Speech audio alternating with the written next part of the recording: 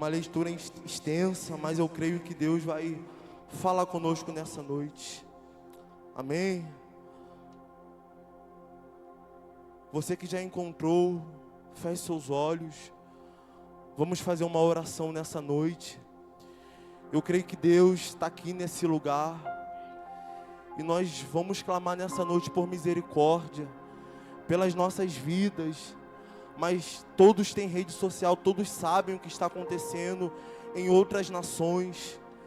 Nós não podemos ir lá, mas a nossa oração tem poder de atravessar mares, de atravessar nações, de atravessar países. A nossa oração tem poder. Então você que é ligado com o céu, feche seus olhos, ligue com o Senhor nessa noite. Você que não sabe orar, glorifica o nome do Senhor. Senhor, meu Deus e meu Pai, Pai amado, Pai querido, Senhor, nessa noite nós entramos no mundo espiritual nessa hora, porque sabemos que nós não podemos nada, nós não temos nada, Senhor, de nós não pode sair nada, mas nessa noite nós queremos glorificar o Teu santo nome. Antes de tudo, toda honra, toda glória, todo louvor, aquele que era, aquele que é e aquele que há de vir, aquele que abre que ninguém pode fechar, aquele que fecha e ninguém pode abrir, aquele que tem escrito na coxa, Rei dos Reis e Senhor dos Senhores, aquele que está sentado sobre o trono e a terra é o estrado dos seus pés. Nós entramos agora, ó meu Senhor, nessa dimensão espiritual, porque sabemos que nós não podemos, mas Tu vai. Ah, Deus, nós não podemos, mas Tu pode. Senhor, nós não vamos, mas o Senhor pode enviar anjos. Então, meu Pai, toma aquela nação nas Tuas mãos. Senhor, toma aquele povo nas Tuas mãos. Senhor, também não podemos negar que é os sinais. Calabada cheio. É os sinais que a Tua vinda está próxima, Senhor. Mas nós clamamos a Ti por misericórdia. Tem misericórdia, Pai. Tem misericórdia, Senhor. Nós clamamos por misericórdia. Não queremos bens, não queremos prata, não queremos ouro, não queremos cura. Nós queremos misericórdia. Estende a Tua mão poderosa nessa hora, Senhor. Estende o Teu braço forte nessa hora, Pai. Porque o Senhor não faz por quem precisa, o Senhor faz por quem espera. E nós estamos esperando o que o Senhor pode fazer. E vai glorificando o Teu nome nessa noite, Senhor. Oh, Pai, toma esse culto nas Tuas mãos. Senhor, toma essa atmosfera de glória diante de Ti. Meu Pai, já está tudo preparado. A mesa está preparada. O banquete está posto. Só basta a gente tomar com autoridade, porque já é nosso por direito. Aleluia. Oh, meu Deus. Aleluia. Aleluia. Bendito seja o Senhor. Você que abriu a sua Bíblia, Juízes 6, a partir do verso 1, que vai dizer: de novo, os israelitas fizeram o que o Senhor reprova. E durante 7 anos, Ele os entregou nas mãos dos midianitas. Os midianitas dominaram Israel e por isso os israelitas fizeram para si esconderijo nas fortalezas e nas cavernas. Sempre que os israelitas faziam as suas plantações, os midianitas, os amalequitas e outros povos das regiões a leste deles as invadiam. Acampavam na terra e destruíam as plantações ao longo de todo o caminho, até Gaza, e não deixavam nada vivo em Israel, nem ovelhas, nem gado, nem jumentos. Eles subiam trazendo os seus animais e suas tendas e vinham como um enxame de gafanhoto. Era impossível, os homens e os seus camelos invadiam a terra para devastá-la. Por causa de Midian, Israel empobreceu tanto que clamaram por socorro ao Senhor. Quando os israelitas clamavam ao Senhor por socorro, ele lhe enviou um profeta e lhe disse: assim diz o Deus de Israel: tirei vocês do Egito, da terra da escravidão. Eu os livrei do poder do Egito e das mãos dos seus opressores. Expulsei-os desde a vocês a uma terra. E também disse a vocês: eu sou o Senhor, o seu Deus. Não adore os deuses dos amorreus em cuja terra vivem, mas vocês não me deram ouvidos. Então o Senhor veio e sentou-se sobre a grande árvore de Ofra, que pertencia ao Joás. Gibeão, filho de Joás, estava malhando trigo no tanque de prensar uvas, para escondê-los dos midianitas. Então o Senhor apareceu a Gideão e lhe disse: o Senhor está com você, poderoso guerreiro, ou varão valoroso. Ah, Senhor, Gideão respondeu: se o Senhor está conosco, por que nos aconteceu tudo isso? Onde estão todas as maravilhas que os nossos pais contam e nos dizem? Não foi o Senhor que nos tirou do Egito? Mas agora o Senhor nos entregou nas mãos de Midian. O Senhor se voltou para ele e lhe disse: com a força que você tem, vá e liberte Israel das mãos dos midianitas. Não sou eu que estou te enviando? Ah, Senhor, respondeu Gideão, como posso libertar Israel? Meu clã é o menos importante de Manassés, e eu sou o menor de minha família. Eu estarei com você, disse o Senhor, e você derrotará os midianitas como se fosse um só homem. E você se assente.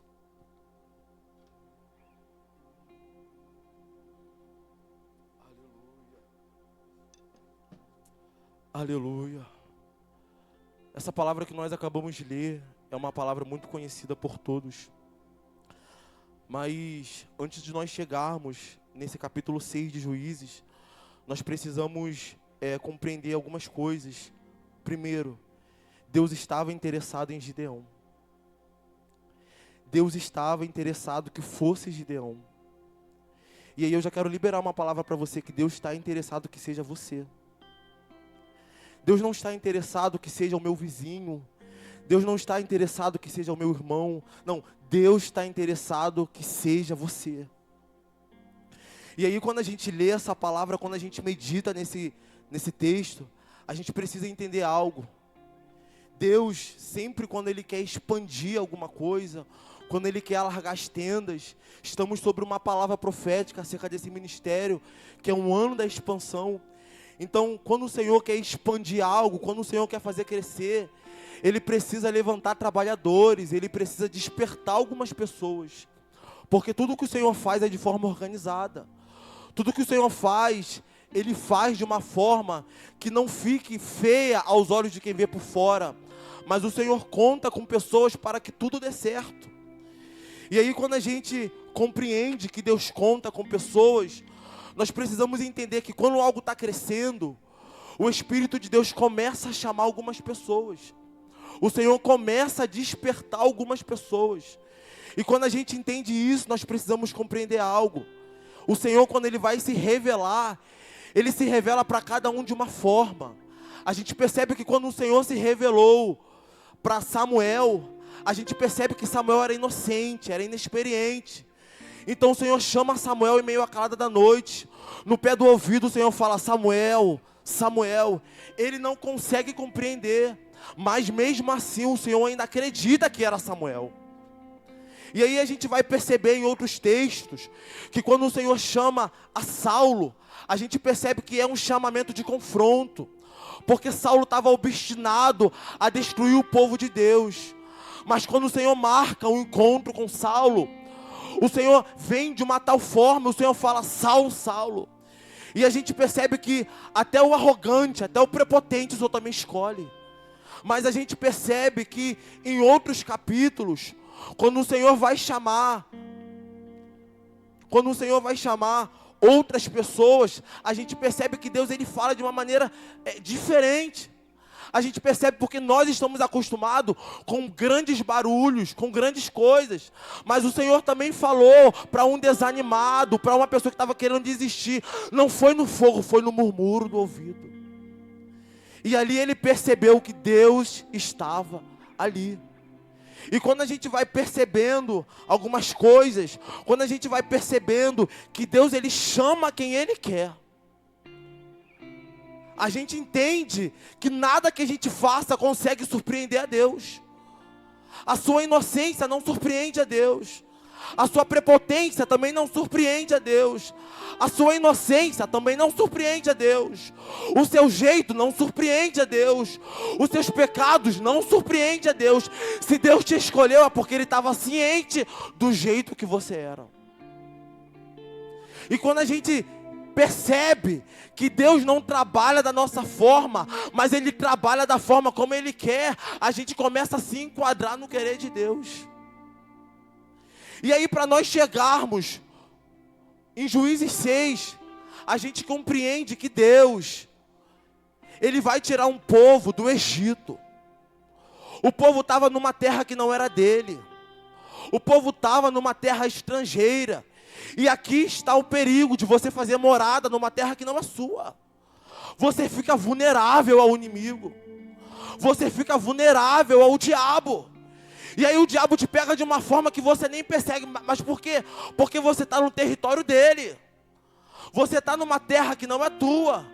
E aí aquilo que Deus te deu por herança, aquilo é teu. Aquilo você faz morada. Ali você senta e você constrói aquilo que o Senhor tem para a tua vida. Mas diante de um território que não é teu, você não pode fazer morada. Você não pode construir relacionamentos. Você não pode fazer amores naquele local, porque essa terra não é tua, você está vulnerável. E aí a gente caminha para uma sequência de pessoas que Deus começa a levantar. Aí a gente vê que Deus agora, por conta de um povo que está numa terra que não é deles, Deus levanta Moisés como libertador do Egito. Para suceder Moisés, Deus levanta Josué. E aí a gente percebe, eu até falei isso semana passada, que Deus precisava marcar o ministério de Josué. Por quê? Porque o povo não conseguia respeitar Josué na mesma proporção que respeitava Moisés. E aí Deus faz tudo o que faz no capítulo 3 de Josué, porque Deus precisava marcar a história de Josué. E aí aqui eu já quero liberar uma palavra sobre a sua vida. Existem pessoas que não adianta a gente se esforçar para ser exemplo. Essas pessoas nunca vão conseguir nos respeitar. Essas pessoas nunca vão conseguir ver Deus em nós. É por isso que Deus precisa marcar a nossa história. É por isso que nessa noite você precisa sair daqui entendendo de uma coisa, o que? Deus vai marcar a tua história. Deus vai marcar o teu ministério. Deus vai marcar a tua casa. E não é porque você é bom, não. É porque Ele precisa que as pessoas reconheçam Deus na sua vida. E aí a gente caminha para perceber que Deus levanta Moisés, Deus levanta Josué, mas a gente percebe que Deus agora não levanta mais ninguém. E o povo de Israel está vivendo um colapso espiritual, porque não tem alguém que os lidere. Não tem alguém que lidere o povo. E aí o povo só vai declinando. O povo começa a se entregar para suas próprias concupiscências. O povo começa a descer ao nível mais alto do espiritual que existe. É por isso que nós precisamos compreender algo, que nós precisamos de um pastor. Nós precisamos de uma liderança. Nós precisamos estar completamente debaixo da autoridade de Cristo. Por quê? Porque somente dessa forma que nós vamos caminhar para um nível maior espiritual. E quando a gente tem esse discernimento, que Deus não nos quer vivendo sem algo, sem uma cobertura, a gente começa a caminhar debaixo de obediência, debaixo de direção. E aí agora na história dos israelitas, começa-se agora uma sucessão de juízes. Deus começa a levantar juízes. E todos conhecem aqui. Um dos juízes mais famosos, tem Sansão, tem o próprio Gideão, que nós já vamos entrar, tem Débora, tem Jéfter. Deus começa a levantar uma sucessão de juízes para quê? Para liderar o povo. porque o povo não conseguia viver sem alguém para dar direção. E não é que isso é errado não, porque tem pessoas que se não tiver uma direção, cai. Se não tiver uma palavra de destino, começa a caminhar por destinos que vem à mente, qualquer caminho me serve. E não é isso que Deus tem para a sua vida. Não é qualquer caminho que te serve. Não é qualquer direção que o Senhor quer que você vai. Deus te deu uma direção e Ele quer que você caminhe debaixo dessa direção. Estamos aqui num culto de quarta-feira. Todos já enfrentaram guerra na segunda, já enfrentaram guerra na terça. Nós estamos enfrentando guerra hoje. Amanhã tem outro leão para a gente matar. Mas quando a gente tem uma palavra sobre nossas vidas, pode se levantar quem for, nós vamos permanecer firmes.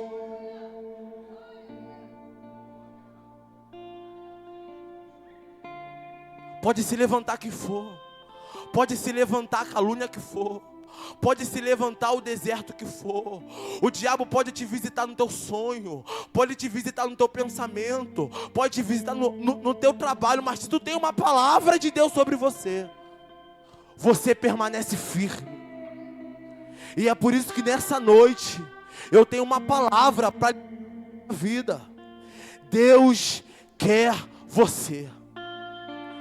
Deus está interessado na tua vida. Deus está interessado na tua história. Deus está interessado na tua casa. Não é na tua casa, é contigo mesmo. É com a tua história mesmo. Porque por vezes a gente fica embaraçado. Eu mesmo já fiquei embaraçado com coisas e com promessas que eu ouvia por aí. E eu falo, Senhor, como pode eu, que moro por detrás da barricada, o Senhor me... Tanta pessoa boa, tanta pessoa melhor, tanta pessoa mais talentosa, tanta pessoa que sabe se expressar melhor. Mas Deus está falando para você nessa noite. Ele está interessado em você. Ele está interessado na tua história. Ele está interessado que você direcione os seus ouvidos para Ele e você ouça a direção de Deus para a tua vida. Porque não existe problema algum não ter direção. Não existe problema algum não saber para onde que vai. Quantas pessoas não chegam aqui aos domingos e se sentem completamente desnorteadas. E diante de uma palavra entende que se não tiver Cristo no coração, essa pessoa padece. E se nessa noite você está sem uma direção, Deus é a direção para a tua vida. Deus é a direção para a tua casa. Deus é a direção para o teu relacionamento. Deus é a direção para o teu futuro. Mas eu não sei como será o meu futuro. Se você encontrar Deus, tu acha teu futuro. Se você encontrar Deus, tu acha um direcionamento. Se tu encontrar Deus, tu acha tudo que tu precisa para a tua vida. E aí todo o embaraço, e aí toda a confusão da mente, e aí toda a retaliação, e aí todo o investimento do diabo para tentar te fazer entender que você é perdido, cai por terra. E aí a gente entra na história de Gideão. Todos conhecem aqui a história de Gideão. Não existe nada novo que eu fale que vá te surpreender. Não existe nada que eu ou qualquer outro pregador da noite fala que vai te compreender, até porque a Bíblia é um livro histórico. Então antes que você pense em encontrar algo novo, existem vários que já estão estudando, até mesmo os que não acreditam. E aí quando a gente se acha na história de Gideão, a gente precisa tirar algumas lições para nós. E qual é a primeira lição que nós precisamos encontrar? Deus, Ele chama quem está trabalhando. Deus, Ele chama quem já está no exercício do trabalho. Porque Deus trabalha desde o princípio. Desde o princípio Deus está trabalhando por mim, por você. Desde o princípio Deus trabalha pela tua casa, pela tua família. Desde o princípio Ele está exercendo um trabalho 24 por 24 horas. Ele não descansa. E aí ele encontra Gideão trabalhando, porque Gideão percebeu, se tudo que a gente faz, os midianitas vêm e tomam, eu preciso encontrar uma estratégia, para que mesmo que eles vejam que eu estou trabalhando, eles vão ficar embaraçados. Porque ele está malhando trigo num lugar que não é para malhar. E aí quem não tem discernimento espiritual, vai achar que ele está fazendo o comum de todos.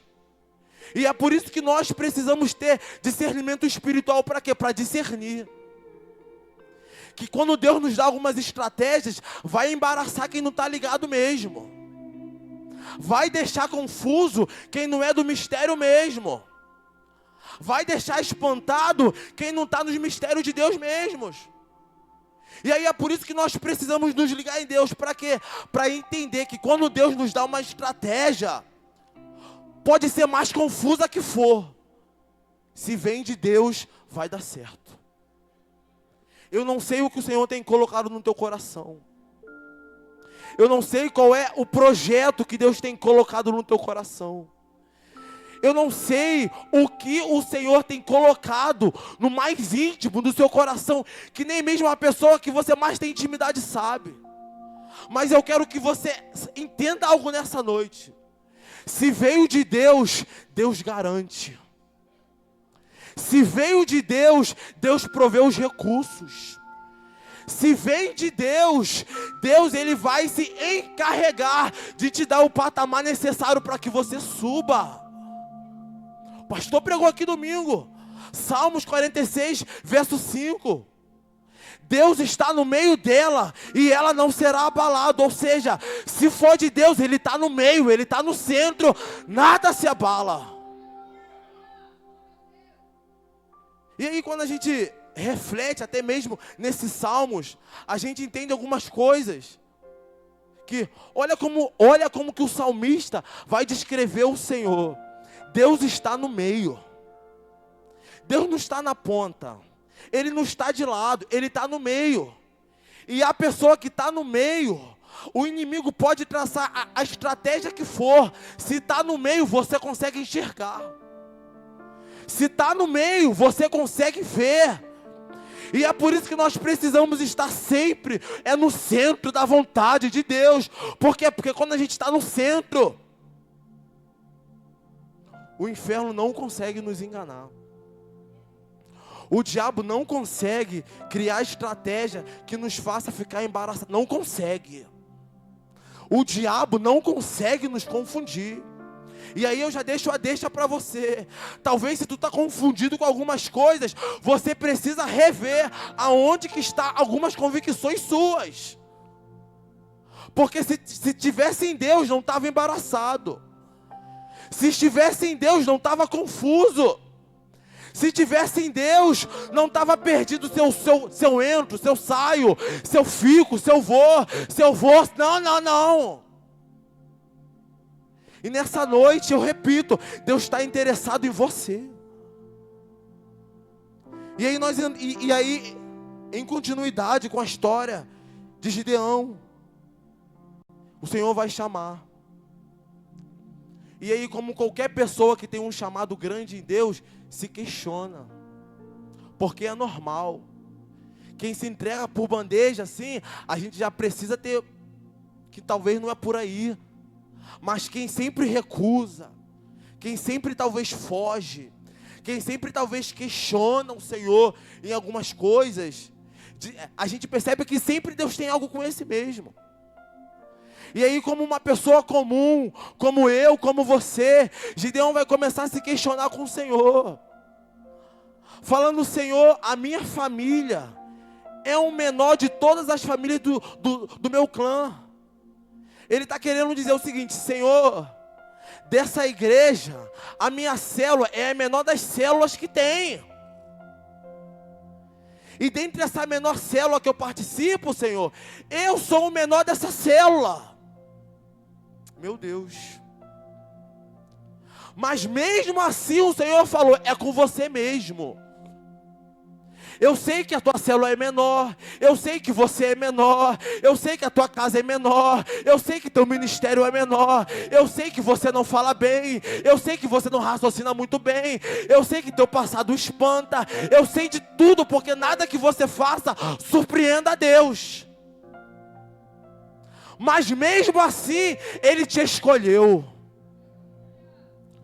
Mas mesmo assim, Ele olhou para você e falou: você é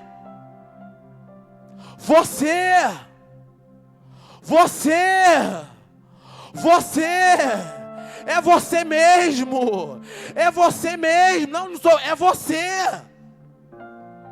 Meu Deus, será que você pode olhar para o teu irmão com autoridade e falar: é você? Não, mas não é de qualquer jeito, não, fala: é você, é você. Não sou eu, não, é você. Porque quando a gente tem o discernimento que somos nós, e nós caminhamos debaixo dessa visão, nós continuamos firmes no Senhor. Aleluia. Aleluia. E aí o Senhor vai chamar Josué. E olha que interessante. Quando você lê o texto, não por ler, mas para meditar, você começa a compreender algumas coisas. Qual? Quando o Senhor olha para Gideão, o Senhor fala assim para Gideão: Gideão, você vai na força que você tem.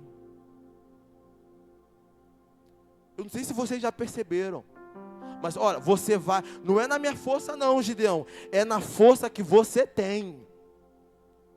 Mas por que disso? É porque Gideão, ele tinha um sentimento de inferioridade tão grande, mas tão grande, que nem força nele mesmo ele conseguia enxergar. Mas Deus, como não olha como o homem vê, o Senhor está falando: Gideão, tu tem mais força como tu pensa, tu tem mais coragem do que tu pensa, tu é mais forte do que tu pensa. E aí o Senhor está falando para você nessa noite: você é mais forte do que tu pensa, tu tem mais coragem do que tu pensa, tu fala mais bem do que tu pensa, tu é muito melhor do que tu pensa. E isso não é para inflamar o nosso ego, não. Há poder no nome de Jesus. Mas isso é para que a gente nivele a forma como nós nos olhamos. Porque se o próprio Deus olha e fala: olha, vai na força que tu tem, é Deus falando. Eu não quero que você se ensoberbeça com a forma como você se olha, mas eu quero que você entenda que existe muito mais valor em você do que tu pensa. Existe muito mais valor dentro de você do que tu pensa. Porque tu já enfrentou coisas que ninguém enfrentou. Tu já passou por coisas que ninguém passou. Tu já passou por caminhos que ninguém nunca passou. Olha a ideia que Gideão teve: malhar trigo no lagar, e o cara ainda se acha fraco. Meu Deus. E o cara ainda se acha miserável. O cara ainda acha que Deus não vai contar com ele, mas não. É Deus falando para você nessa noite: eu já te vi, eu já te enxerguei, eu sei teu endereço, eu sei teu nome, eu sei teu CPF, e é com você mesmo que eu estou interessado. Não é comigo, não é com o teu irmão, é com você. E eu já estou encerrando. E aí quando a gente passeia no texto, a gente percebe que Deus estava tão interessado em Josué, em Gideão, que o camarada me faz vários questionamentos com Deus, várias provas com Deus, e mesmo assim o Senhor falando: o que tu me pediu eu te respondo. E nessa noite, debaixo da autoridade, da graça que há sobre essa casa, o Senhor está falando para você: se você ainda tem dúvida de que foi eu que te chamei, faz prova comigo ainda essa semana. Faz prova comigo ainda esse mês, para ver se eu não falo contigo, para ver se eu não me revelo a você. para ver se eu não faço você entender que não é com ninguém, é com você mesmo. E o Senhor está falando para algumas pessoas aqui nessa noite: ei, desperte o dom que há em ti. Não te dê espírito de covardia, mas de poder avança, mas de graça avança, mas de ousadia avança. Não foi para ser fraco que Deus te chamou. Não foi para ficar nesse embaraço muito tempo de dúvida que Deus te chamou. Porque ter dúvida é uma coisa, mas permanecer nela durante muito tempo, meu irmão, aí não. Aí já é covardia de você entender que Deus quer de você é obediência. Mas para aqueles que nessa noite decidiram, mesmo experientes, mesmo inocentes, talvez até os arrogantes, talvez os cansados, os desanimados, que decidem se colocar debaixo da onipotente mão de Deus e fazer prova acerca do chamado, acerca da direção e do destino que Deus tem para a sua vida. O Senhor está falando: me pergunta que eu te respondo. Me pergunta que eu te respondo. Aleluia. Se coloca sobre seus pés nessa noite. Aleluia. Oh, mas não levanta calado não, levanta glorificando. Oh, levanta glorificando. E talvez para você que fala: mas Breno, eu nem aceitei Jesus, eu não tenho nada para obedecer, como que eu entro nisso aí? O Senhor está falando: lembra? Quando você estava no leito de morte, você falou: Senhor, se tu me curar eu te aceito. E aí o Senhor te curou e você não aceitou. O Senhor está falando: eu também te chamo nessa noite para uma prestação de contas. Aleluia. Aleluia. Feche seus olhos aí com o Senhor nessa noite.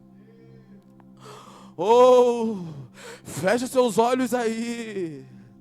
Se você for corajoso, tu pode fazer essa oração agora mesmo, falando: Senhor, eu vou ou não vou? Eu saio ou não saio? Eu entro ou eu não entro? Eu participo ou eu não participo? Se tu for dos corajosos, é agora mesmo que tu faz. Não precisa chegar em casa não. Aleluia. Oh meu Deus. Oh meu Deus, eu estou te dando tempo mesmo, não é que eu não tenho o que falar não, que eu estou te dando tempo para tu falar com Deus. Aleluia. Eu estou te dando tempo para ver se você tem coragem para tanta coisa, mas para estar diante, face a face do Senhor e fazer o que você precisa fazer. Fala aí com o Senhor. Aleluia. Fala aí com o Senhor. Oh meu Deus, é falta de coragem ou é medo de saber a resposta que Ele vai te dar? Calapadaceio, elebada cobedelebadaramanassaio, elebada choquelebadaramanassaio. É contigo mesmo. Elebada cobedelebadarabadaceio. É contigo mesmo. Senhor, pega pela tua mão nessa hora e fala: é contigo mesmo. Elebada cobedelebadarceio. Oh, desperta. Elebada cobedeceio, desperta.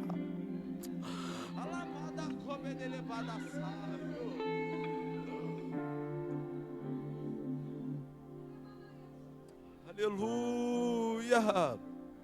Aleluia. Oh, é contigo mesmo. Oh, é contigo mesmo. Varão valoroso, é contigo mesmo. Oh, com os medrosos o Senhor não tem compromisso, mas aqueles que se achegam com humildade, esse o Senhor tem compromisso. Alabada comedere badasaio.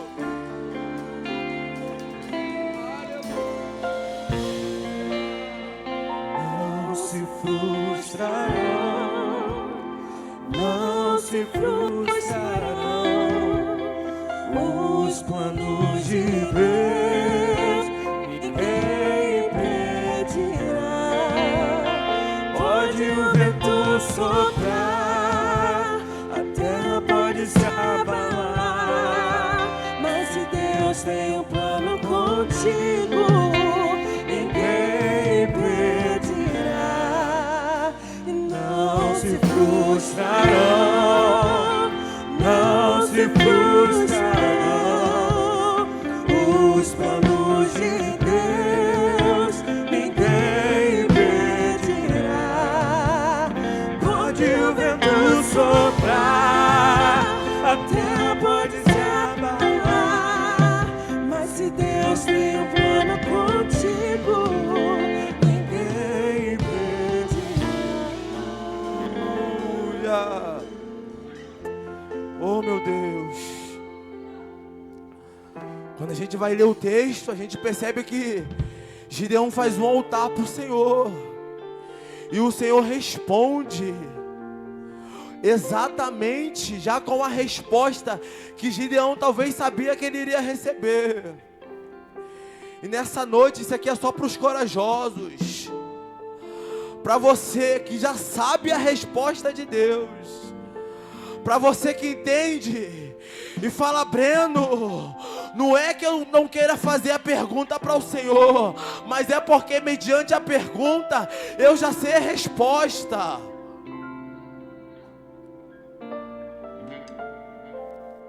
Nessa noite o Senhor está falando: se você tem coragem, você sai do seu lugar e você vem até o altar. E aí isso independe de convertido ou não, de patente ou não, de cargo ou não. Eu só não venho aqui na frente porque antes dessa palavra passar por aí, passa por aqui, porque eu já estou aqui.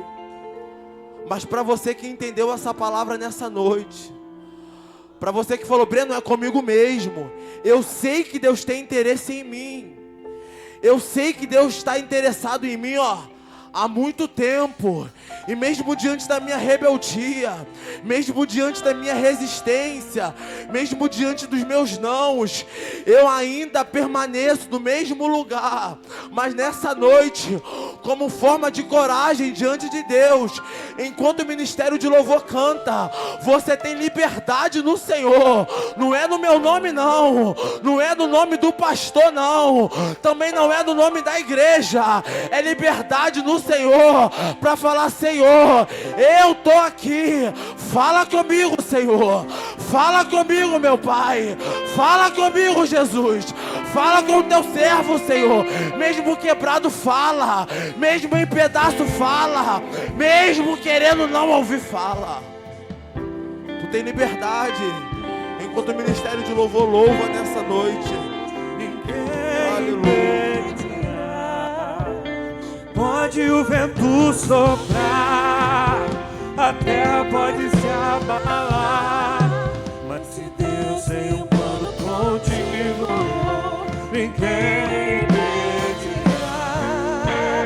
Não se frustrarão, não se frustrarão os planos de Deus, ninguém impedirá. Pode o vento soprar, a terra pode se abalar, mas se Deus tem um plano contigo, ninguém impedirá. E se passares pelas águas, eu estarei contigo, filho. E se passares pelo fogo, ele não te queimará. Eu estou contigo, filho. Eu estou contigo, filho. Eu estou contigo, filho.